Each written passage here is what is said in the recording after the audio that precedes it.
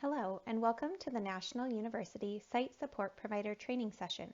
We would like to thank you for your willingness to support a student teacher or intern. Our clinical practice program would not be possible without teachers like you. Topics covered in this training include philosophy of student clinical practice, goal of the clinical practice program, glossary of terms, student teaching policies, teaching performance expectations, evaluation practices, responsibilities of the site support provider, proposed sequencing for student teaching, California Teaching Performance Assessment, and suggested observation techniques. The clinical practice program at National University provides an opportunity to develop and evaluate the student's competence in an actual school setting. Clinical practice is intended to bridge theory and practice.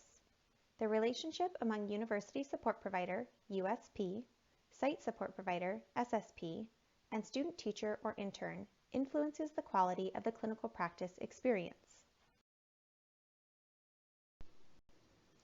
The student teachers and interns need competent and concerned support to help them assume the full range of duties of a teacher.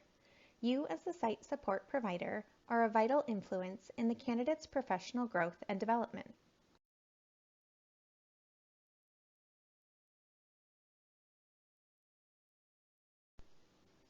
The primary goal of the clinical practice program is to provide student teachers and interns a challenging, relevant, and rewarding experience, which will allow them to acquire professional competence.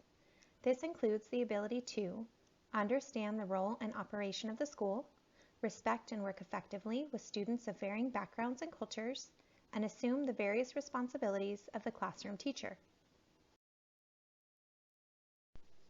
In addition, candidates learn to plan instruction and learning experiences which recognize the individual needs and differences of students. They organize and manage the classroom environment to maximize learning. They manage classroom interactions and student conduct to create a positive climate for learning, and they identify and use appropriate instructional techniques and technology. While in clinical practice, candidates will also learn to evaluate learning to determine the extent to which instructional objectives are achieved by students, establish positive and effective communication with students, parents, colleagues, administrators, and community members, accept and assume the responsibilities associated with being a competent professional and lifelong learner, and recognize and practice being a reflective teacher. Here is a glossary of terms you'll hear throughout this orientation. SPD stands for Special Education and is the student's educational program. GoReact is a video coaching app. SSP stands for Site Support Provider, On-Site Master Teacher. TPEs stand for Teaching Performance Expectations. University observations and assessments are based on these criteria. USP stands for University Support Provider, the National University Supervisor. Let's review student-teacher placements. SPD 550 and SPD 552 are where student teachers are required to complete 80 instructional days, about 16 weeks or 1 semester, of clinical practice under the supervision of a classroom teacher with a clear credential in their subject area. The 16 weeks can be divided into 2 9-week blocks with different placements. SPED 682 and SPED 684 are for student teachers who are required to complete 60 instructional days, about 12 weeks of clinical practice, under the supervision of a classroom teacher with a clear credential in their subject area. These 12 weeks can be divided into 2 6-week blocks with different placements.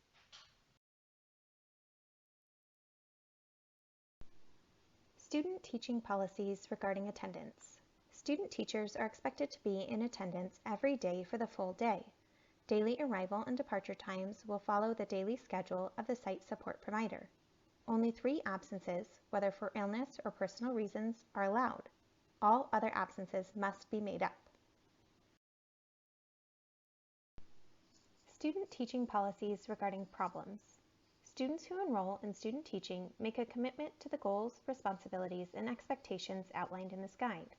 The following procedure should be used when a student teacher has difficulty fulfilling these responsibilities. An initial communication on the matter between the site support provider and the student teacher should be held with an opportunity to improve. Documentation of the communication is imperative.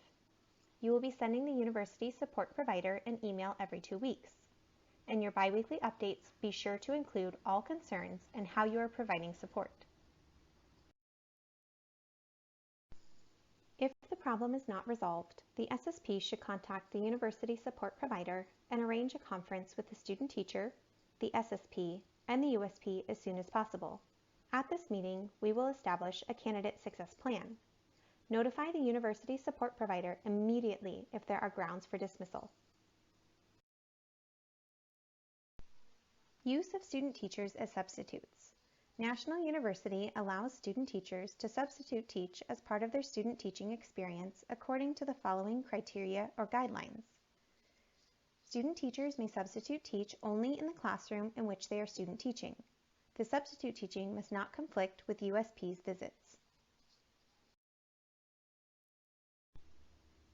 A site support provider is given an honorarium of $300 for each full-time 9-week placement.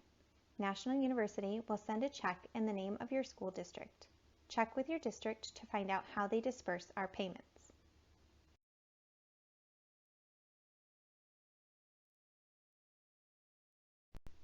Teaching performance expectations. The TPEs are organized by 6 California standards for the teaching profession domains. Detail about expectations for beginning teacher knowledge and performance is provided through TPE elements within each of the 6 CSTP domains. Engaging and supporting all students in learning, creating and maintaining effective environments for student learning, understanding and organizing subject matter for student learning, planning instruction and designing learning experiences for all students, assessing student learning, and developing as a professional educator. Here is the TPE1 grid as referenced in Domain C.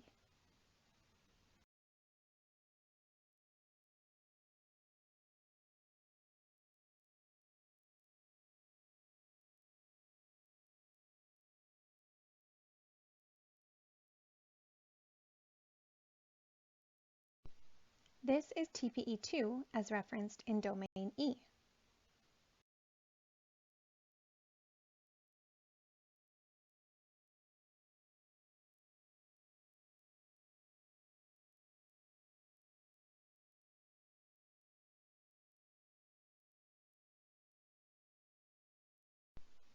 Here is TPE3 as referenced in Domain A.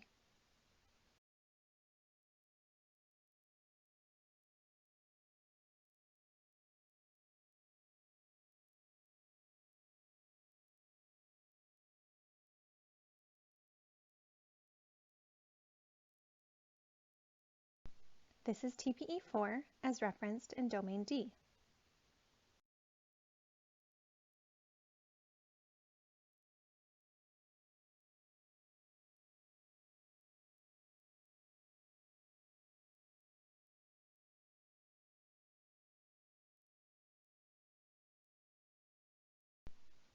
And here's TPE5 as referenced in Domain B.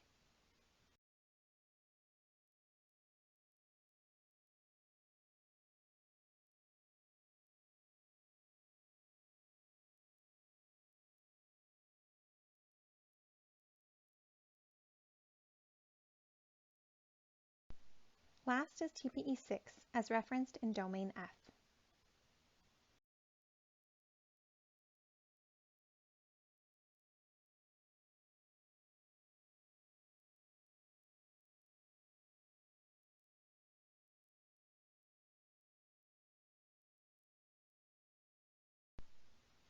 The following slide reviews student-teacher university support provider supervision requirements for clinical practice.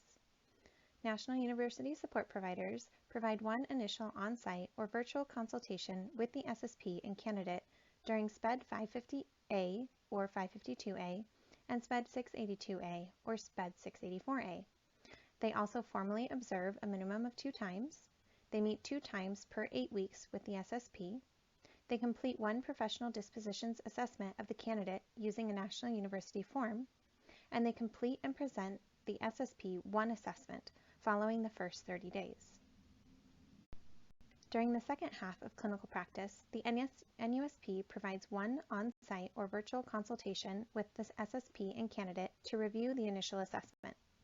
The NUSP formally observes a minimum of 2 times during SPEDS 550B, 552B, 682B, or 684B. The NUSP meets 2 times per month with the SSP. All observations must be recorded and feedback provided via GoReact. For intern supervision, the NUSP will do the following during clinical practice A: 1 consultation, 2 formal video observations, 4 guided observations, a monthly check of the intern support verification form, and complete the individual development plan for domains A, B, and C. They'll also conduct the initial and final assessment. During the second portion of clinical practice, the NUSP will provide 1 consultation, 2 formal video observations, 3 guided observations, a monthly check of the intern support verification form. They'll complete the individual development plan and the initial and final assessment. University support providers will be responsible for all formal observations. USPs may or may not be present in the classroom for the observations. All observations must be recorded and uploaded to GoReact. GoReact is a video coaching and resource sharing platform designed to improve teaching and learning. The areas of observation will be aligned to the teaching performance expectations. GoReact, the video coaching program, will not be a part of your responsibility. The next few slides will give you an idea of how the video coaching works, just for your information.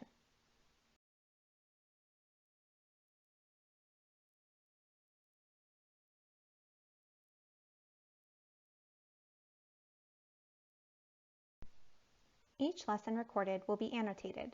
Annotations will cover connections in the lesson with the TPEs. Attachments can be added as support documents. Comments will include TPEs, suggestions, and questions.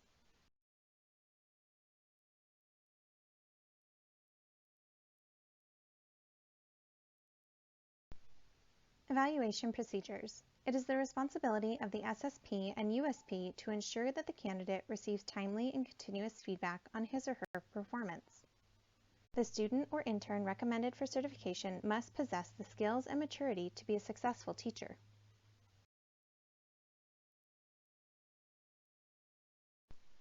These assessments provide the SSP and USP with opportunities to identify the strengths and weaknesses of a candidate. These reports profile the student's competency in subject matter, instruction, assessment, and professionalism.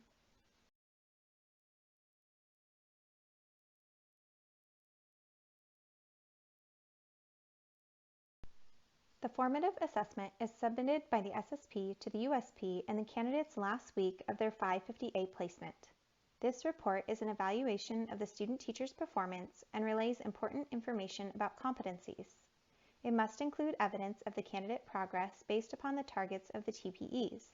The goal is to help move the student-teacher or intern to the next level, and include recommendations to help them move along the continuum of practice.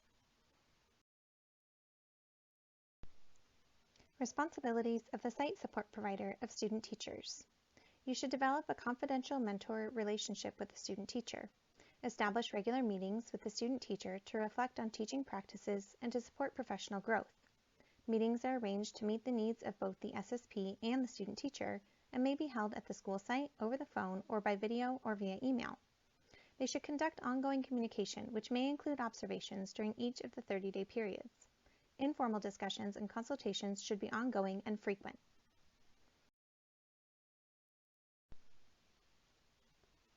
Support providers will complete the individual induction plan with the student teacher. The student teacher will upload the individual induction plan into their course. The SSP will also complete the competency log with the student teacher.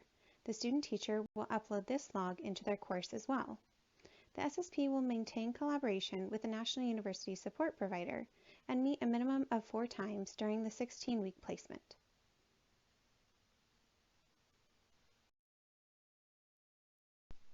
SSP should guide the student teacher in preparing daily lesson plans, unit plans, and tests. approve and critique all plans before they are taught, assist in understanding and applying evaluation techniques. They should demonstrate a variety of effective teaching techniques and arrange for visits to other classrooms from time to time. They should guide the student teacher in developing and understanding the skills of self-evaluation. Student teacher site support providers should evaluate the quality of the student teacher's performance and engage in frequent conferences with the student teacher to ensure continuous progress and/or early identification of problems. They should help the student teacher relate theory to practice and keep a record of attendance and tardiness of the student teacher. If absent or tardiness are observed, report this to the university support provider. Recommendations for giving feedback when evaluating performance. Site support providers should establish a routine time and place for collaboration. They should offer immediate feedback. Feedback as close to the events as possible helps communicate relevance. They should create notes to record ideas during observation. Use them as a guide to direct discussions. Site support providers should encourage candidate self-assessment and reflection. When opportune, encourage reteaching. Be firm and fair in providing needed corrective feedback.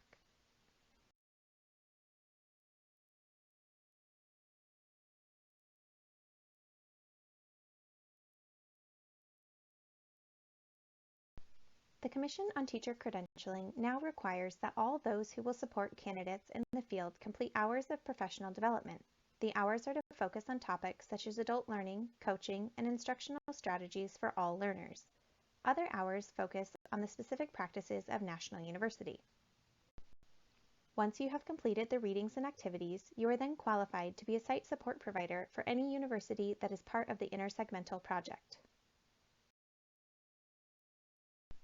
Student teachers should gradually assume all duties of the teacher. It is important that the student teacher be left alone in the classroom periodically. Here are some suggestions for sequencing the student teaching experience.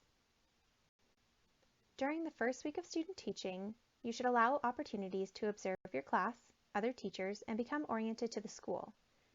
Candidates should teach a small group of students. During weeks 2 and 3, candidates should participate in co-planning, co-teaching of 1 to 2 subject areas and classes, providing small or large group instruction, gradually increasing responsibilities and decreasing dependency on the supervising teacher, evaluate student teachers' daily plans for approval and improvements, evaluate progress and give frequent feedback, continue to model effective teaching techniques and strategies. During weeks 4 and 5 of student teaching, mild to moderate and moderate to severe student teachers should assume responsibility for content areas. They should evaluate student teachers' daily plans for approval and improvements, and evaluate progress and give frequent feedback.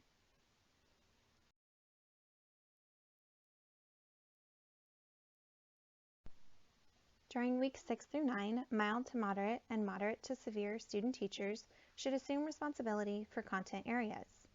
The support provider should evaluate student teachers' daily plans for approval and improvements, evaluate progress and give frequent feedback, continue to increase responsibilities and decrease dependency on the supervising teacher. Have the student complete the last 2 weeks of full-time teaching. Complete formative assessment based upon their current performance and share it with the student teacher. If students' placement remains the same for weeks 10 through 16, mild to moderate candidates should continue to assume more teaching responsibility. Check on IEP responsibilities. Moderate to severe candidates should continue to assume more teaching responsibilities as well and check on IEP responsibilities. SSP should evaluate student teachers' daily plans for approval and improvements, continuously evaluate progress, and give feedback as they assume more duties. During weeks 17 and 18, the site support provider should evaluate student teachers' daily plans for approval and improvements, have students complete independently the last 2 weeks of student teaching, and complete the summative assessment and discuss with the student teacher.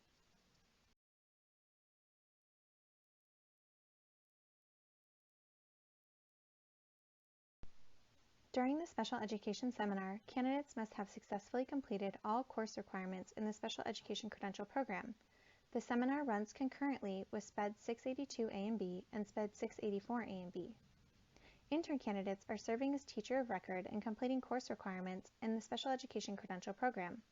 The seminar for these runs concurrently with clinical practice for SPED 692A and B and SPED 694A and B. Multiple and single subject candidates are required to participate in seminars, which are held online after school hours. The seminars will focus on the California Teaching Performance Assessment. They will have assignments to complete, including recording lessons in the classroom. Please note, Cal TPAs are coming soon for special education. Cal TPAs are coming soon for special education. Instructional Cycle 1 represents a complete teaching cycle: plan, teach, and assess, reflect, and apply, for one content-specific lesson that the student teachers will develop and teach. Instructional Cycle 2 represents a complete teaching cycle as well: plan, teach, and assess, reflect, and apply, which is focused on a learning segment of 3 to 5 lessons. This cycle emphasizes the interaction between standards, assessments, and instructional decision-making. The next 2 slides cover an overview of TPA Cycle 1 and TPA Cycle 2 and each of the steps involved.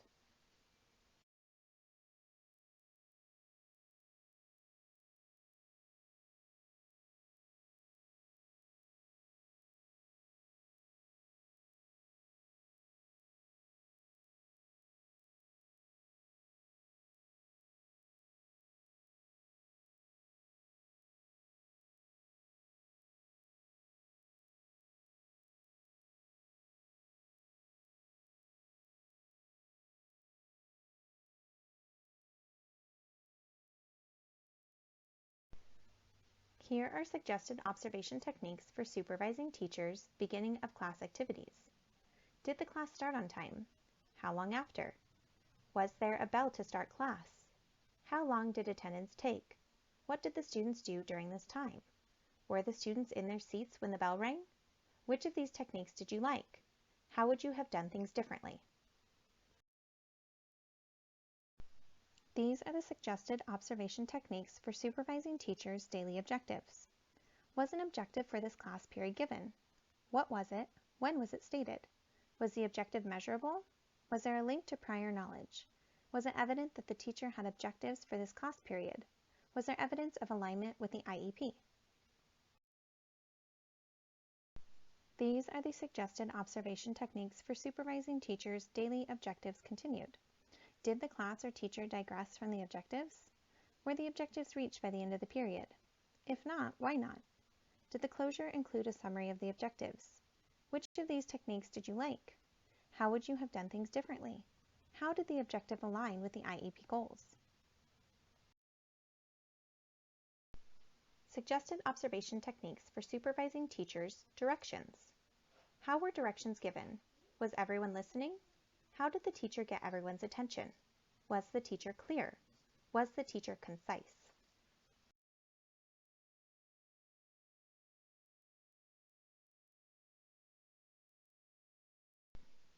Continuing with suggestions for directions, what was the noise level during directions? What was the body posture of the student during directions? Did the student seem to understand the directions? Did the teacher check for understanding? How? Were the directions given more than once? How would you change the presentation of the same directions? Suggested observation techniques for supervising teachers around expectations. Were there stated expectations? Were they clear? Were they reasonable? Did the student seem to already know what was expected? Did the student's behavior correspond with stated expectations? Did the expectations help the student focus on the desired outcomes? How would you have stated the expectations differently? Suggested observation techniques for supervising teachers during discussion presentation. How did the student give input? Raise hands, call out, no response? How effective was the student input? If more than one type of student input was observed, which seemed to be most effective and why? Did the learning remain focused? Did the teacher digress? Did the students digress? How did the teacher bring them back together again? Continuing with discussion presentation. What percentage of the hour was lecture? Did the teacher use active participation? List examples. What was the noise level for each kind of presentation used? Did you observe cooperative learning? For the lesson being presented, What presentation mode would you have used? Suggested observation techniques for supervising teachers' pacing. Did the period move along smoothly? What did the teacher do to maintain or pick up the energy level? How did the teacher challenge the students? What did the teacher do to make the lesson interesting?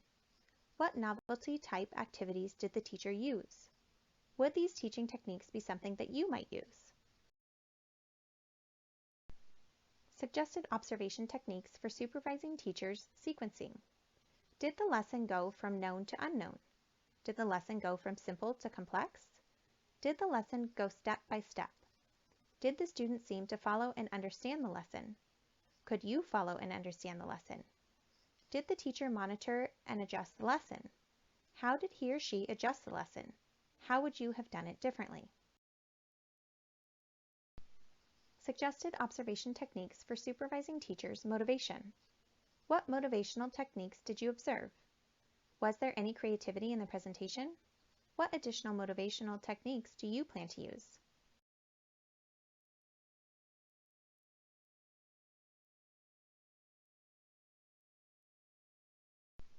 These are the suggested observation techniques for supervising teachers' classroom management of materials.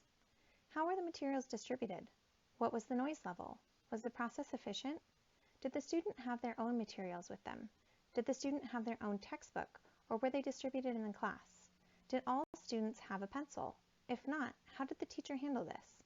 Did the materials align with the IEP? These are the suggested observation techniques for supervising teachers' classroom management of materials continued. Was there a homework assignment due that day? How many students either forgot it or did not do it? How did the teacher react? Were there disruptions caused by students who did not have materials? How would you handle disruption of materials in class? IEP expectations observed and included? Here are some suggested observation techniques for supervising teachers' technology in the classroom. What technology was used in the lesson? How smooth was the operation or use of these? Did the use of technology effectively contribute to the lessons? What apps or programs can be recommended? Were adjustments included to align with the IEP?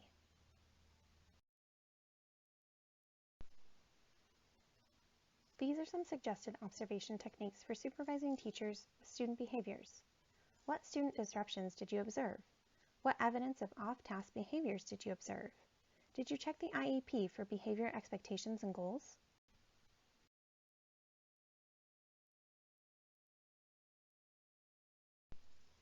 Here are some suggested observation techniques for supervising teachers' response to student behaviors. What positive reinforcement did the teacher use? What negative reinforcement did the teacher use? Is the tone of the classroom affected by the choice of reinforcement used? Did the teacher sometimes ignore good behavior? Did the teacher sometimes ignore bad behavior? Did the teacher align behavior management with an IEP? With regard to student behaviors, were individual behavior problems addressed in front of the whole class or privately? Did the teacher use any nonverbal discipline techniques? What were they? List some positive responses used by the teacher. List some negative responses used by the teacher. What was the overall tone of the class?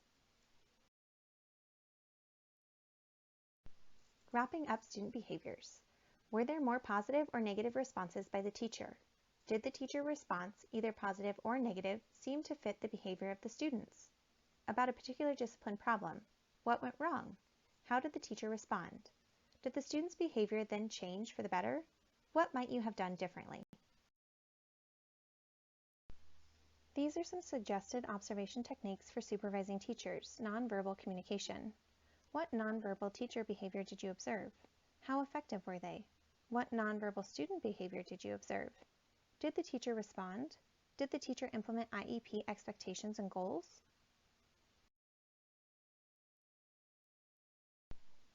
Suggested observation techniques for supervising teachers' grading policy. Are grades mentioned during class? Do grades seem to motivate good students' participation or behavior? How are daily grades recorded during class, privately or publicly? Who hands back graded student papers in class? Do students grade one another's papers in class? If so, does the teacher give specific direction as to how to mark them? Are grades an integral part of this class? How do you feel about the confidentiality of grades? What are the advantages and disadvantages of grading papers during class?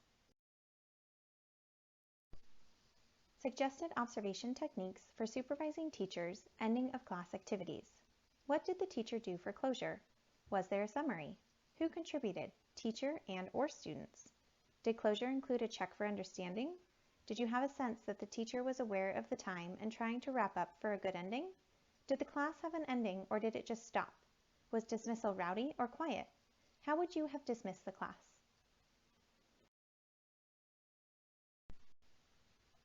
Finally, here are some suggested observation techniques for supervising teachers' learning styles. In what ways did the teacher employ visual learning? In what ways did the teacher employ audio learning? In what ways did the teacher employ kinesthetic learning? Give an example of how you could employ all three learning styles in your teaching. In what ways did the teacher connect to IEP goals and expectations? Thank you once again for your willingness to support a student teacher or intern. Our program greatly depends on teachers like you.